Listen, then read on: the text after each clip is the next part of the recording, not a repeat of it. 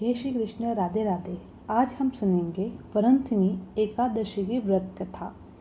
वैशाख के कृष्ण पक्ष की एकादशी को वरुणथिनी एकादशी के नाम से जाने जाता है। यह पुण्यदायी सौभाग्य प्रदायिनी एकादशी है। यह व्रत सुख सौभाग्य का प्रतीक है।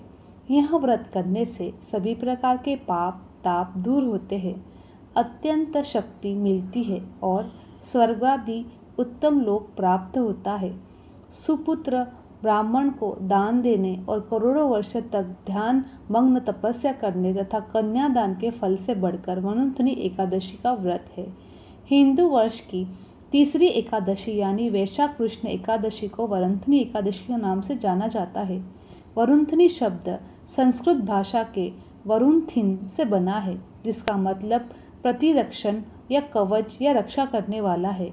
वैशाख कृष्ण एकादशी का व्रत भक्तों के हर संकट से रक्षा करता है, इसीलिए इसे वरुणथिनी एकादशी कहा जाता है। पद्म पुराण के अनुसार भगवान श्री कृष्ण इस व्रत से मिलने वाले पुण्य फल के बारे में युधिष्ठिर को बताते हैं।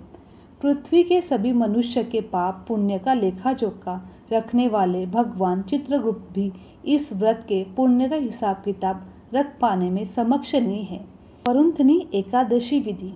इस दिन भक्ति भाव से भगवान मधुसूदन की पूजा करनी चाहिए। इस व्रत को करने से भगवान मधुसूदन की प्रसन्नता प्राप्त होती है और संपूर्ण पापों का नाश होता है। सुख सौभाग्य की वृद्धि होती है तथा भगवान का चरणामृत ग्रहण करने से आत्मशुद्धि होती है। व्रती को चाहिए कि वह दशमी को अर्थात व्रत रखने से एक दिन पूर्व एक बार भोजन करे। इस व्रत के कुछ वस्तुओं का पूर्णतः निषेध है, अंत इसका त्याग करना भी श्रेयस्कर है। व्रत रखने वाले के लिए उस दिन पान खाना, दातुन करना, परनिंदा, क्रोध करना, असत्य बोलना वर्जित है। इस दिन जुआ और निंद्रा का भी त्याग करें। इस व्रत में तेल युक्त भोजन नहीं करना चाहिए। रात्रि में भगवान का नामस्मरण करते हुए जागरण करें और द्वादशी को मांस कास्यादि का परित्याग करके व्रत का पालन करें। वरुणथिनी एकादशी।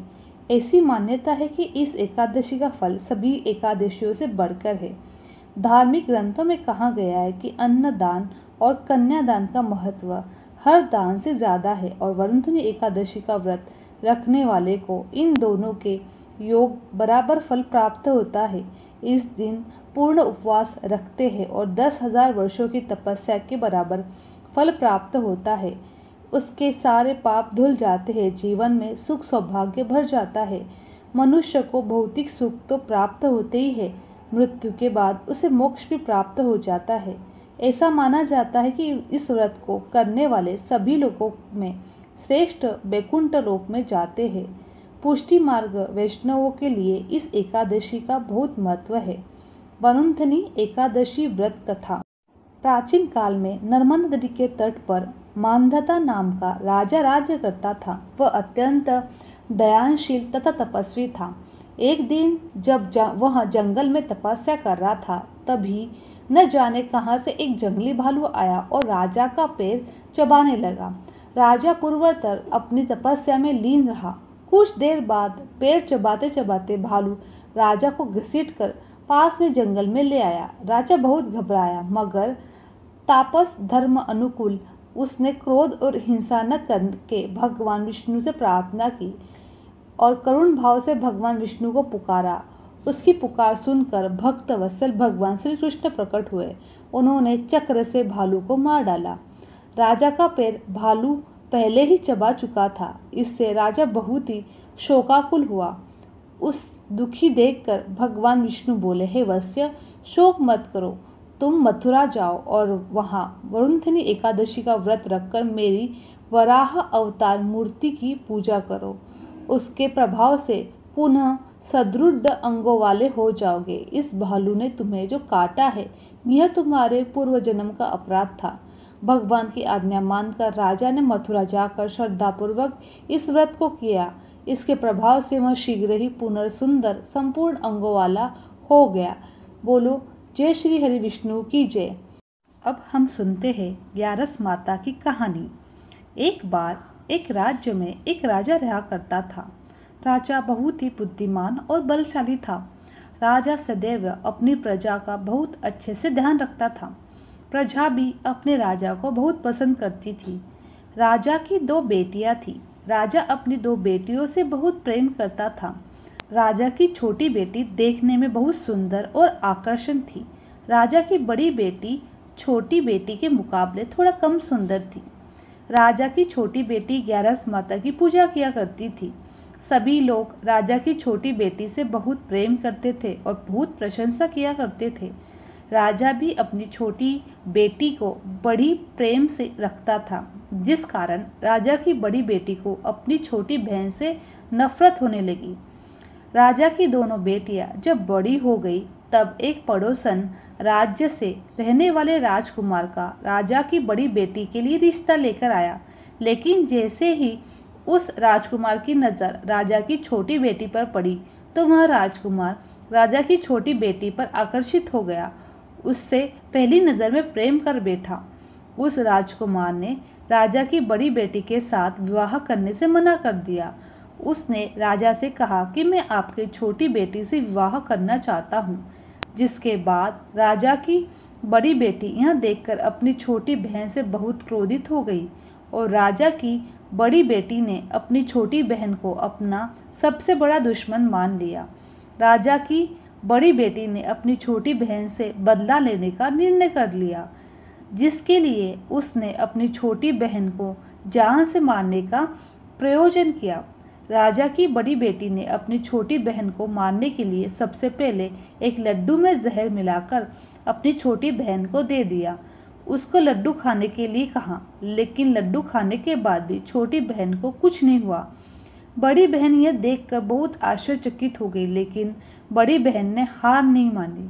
उसने जब रात में छोटी बहन अपने कमरे में सो रही थी तब एक मटके में सांप रखकर उस कमरे में छोड़ दिया, लेकिन सांप भी छोटी बहन को कुछ नहीं कर पाया। जिसके बाद बड़ी बहन ने अपनी छोटी बहन से कहा, चलो हम लोग कुएं में से पानी भरकर लाते हैं।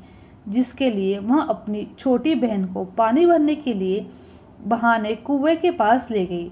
उसने अपनी छोटी बहन को कुएं में धक्का दे दिया, लेकिन छोटी बहन को तब भी कुछ भी नहीं हुआ, क्योंकि वहाँ हर बार ग्यारस माता उसकी रक्षा कर रही थी और उधर बड़ी बहन अपने सारे प्रयास के बाद असफल हो रही थी, जिससे वह बहुत क्रोधित होती जा रही थी।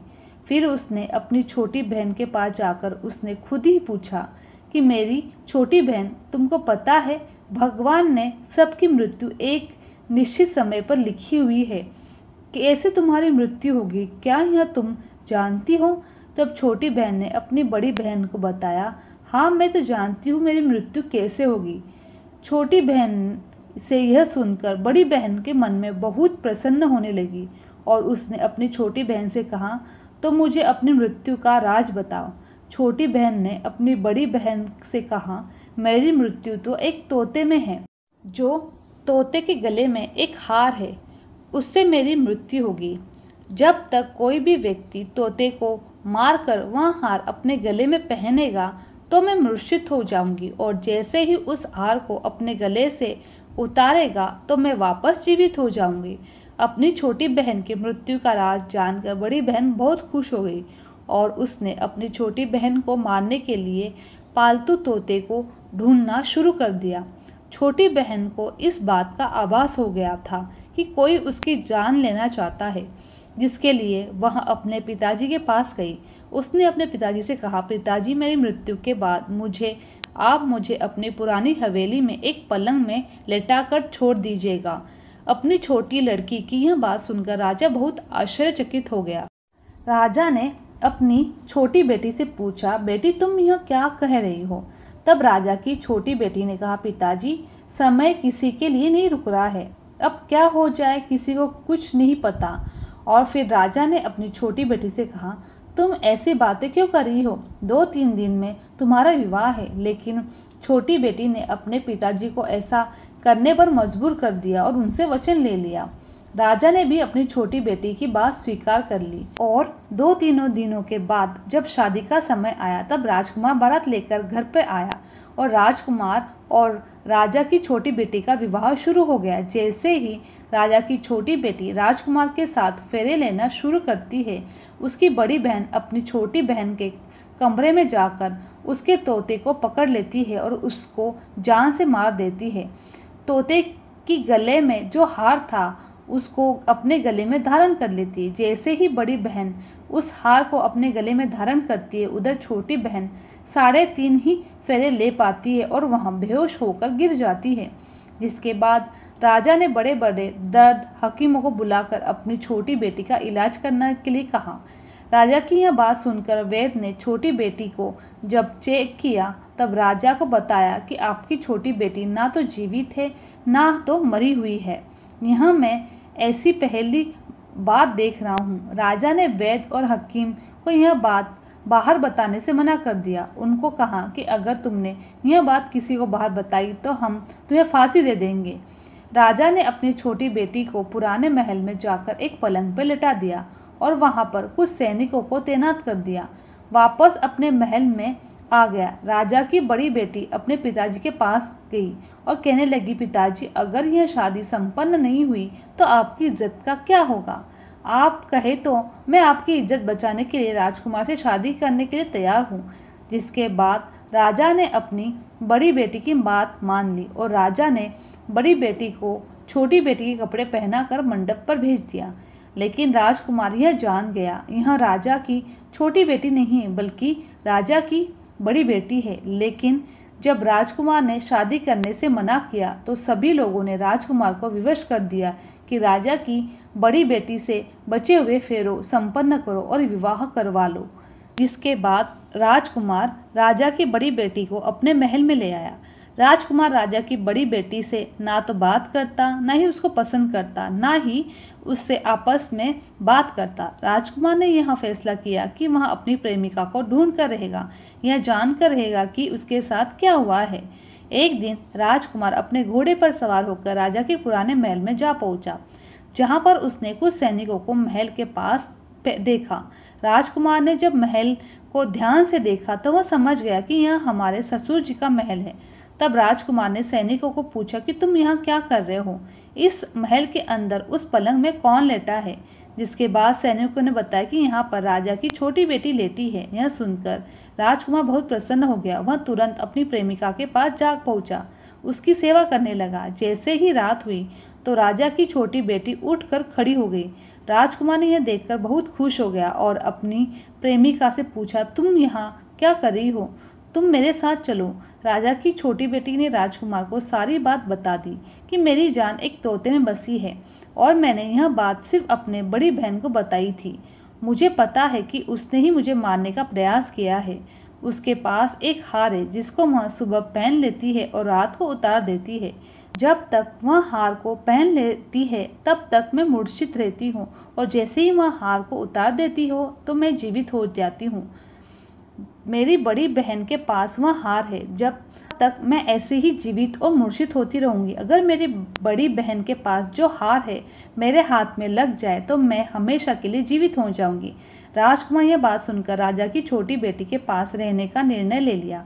उसने अपने बचे हुए सारे फेरे उस पलंग पर लेटी हुई राजकुमार की छोटी बेटी के साथ ले लिए, अपना विवाह पूर्ण कर लिया, वहीं पर रहने लगा। देखते देखते कुछ समय राजा की छोटी बेटी और राजकुमार की पत्नी पेट से हो गई। एक दिन राजकुमार को किसी काम से बाहर जाना पड़ा।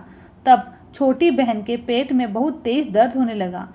जिसके बाद उसने ग्यारस माता का आह्वान किया। जिसके बाद वहाँ पर ग्यारस माता प्रकट हुई और उन्होंने अपनी भक्त के दर्द दूर किया, एक पुत्र की प्राप्ति करवाई और वहीं पर अचानक से राजकुमार भी आ गया। राजकुमार ने ग्यारस माता को देख लिया, वह आश्चर्यचकित हो गया। उसने तुरंत ही माता को प्रणाम किया और ग्यारस माता ने राजकुमार से कहा कि जब तुम्हारा पुत्र 5 वर्ष का हो जाए तुम अपनी पत्नी का हार लाकर इसके गले में डाल देना। और देखते ही देखते राजकुमार और राजा की छोटी बेटी का पुत्र 5 वर्ष का हो जाता है। तो राजकुमार अपने बेटे से कहता है कि बेटा, मैं कुछ काम से बाहर जा रहा हूँ, तुम अपनी माता का ध्यान रखना, और वहाँ से चला जाता है। राजा को बाहर निकलता देख बड़ी बहन के सैनिक देख लेते हैं और बड़ी बहन को जाकर सारी बात बता देते हैं। जिसके बाद बड़ी बहन अपनी छोटी बहन के पुत्र को वहाँ से उठा लेती है और उसको मरवा देती है। छोटी बेटी के पुत्र के 2 टुकड़े करवा देती है। पहला टुकड़ा चक्की के पास छुपा देती है और दूसरा टुकड़ा अपने पलंग के नीचे रख देती है। अब ग्यारस माता एक भिखारी का रूप रखकर बड़ी बहन के पास चली जाती है, जिसके बाद वहाँ पर भिक्षा मांगने लगती है। बड़ी बहन अपने नौकरों से कहती है कि जाकर भिक्षा दे दो, लेकिन जैसे ही ग्यारस माता को भिक्षा लेने के लिए आते हैं, माता उन्हें मना कर देती है और कहती है, मैं तुम्हारी महारानी से भिक्षा लूँगी। जिसके बाद बड़ी बहन स्वयं भिक्षा देने के लिए माता के पास आती है। तब माता एक बिल्ली का रूप लेकर उसके कमरे में चली जाती है। वहाँ पर छोटी बेटी के पुत्र के 2 टुकड़े को आपस में जोड़ देती है और उसे जीवित कर देती है और वहाँ से चली जाती है। राजकुमार अपने बेटे को लेकर अपनी पत्नी के पास जाता है। उसे कहता है, तुम इसका ध्यान रखना। अगर तुम इस बच्चे को अच्छे से ध्यान रखोगी तो मैं तुमसे बात करूँगा। एक दिन राजकुमार अपने बच्चे से कहता है, तुम अपनी माँ के गले से इनका हार मांग लो। जिसके बाद राजकुमार का लड़का अपनी माँ के पास जाता कहता है, माँ मुझे तुम्हारे गले का हार चाहिए। यह सुनकर पहले तो बड़ी बहन को बहुत क्रोध होता है, पर उसको याद आता है कि राजकुमार ने कहा था कि अगर इस बच्चे का ध्यान अच्छे से रखूंगी तो वह मुझसे बात करेगा, जिसके कारण वह हार उस बच्चे को दे देती है। वह तुरंत हार ले जाकर अपने पिताजी को देता है और तभी राजकुमार अपने बेटे को लेकर वहां से चला जाता है और पत्नी से कहता है कि तुम हमारे लिए खाना बनाकर रखना, मैं शाम को आकर तुम्हारे साथ खाऊंगा। वह अपने बेटे को लेकर वहां से चला जाता है। जिसके बाद वह राजा के पास जाता है और उनको सारी बात बता देता है। राजा अपनी बड़ी बेटी की यह करतूत सुनकर बहुत क्रोधित होता है और अपने परवरिश पर दोष देने लगता है और राजकुमार को अपनी छोटी बेटी के साथ रहने के लिए आदेश देता है। बोलो ग्यारस माता की जय। ग्यारस माता ने जैसे सब पर कृपा की वैसे सब पर करना, कहते को सुनते को हुकारा भरते को सब परिवार पर देना। बोलो ग्यारस माता की जय। ये भगवान विष्णु की दे।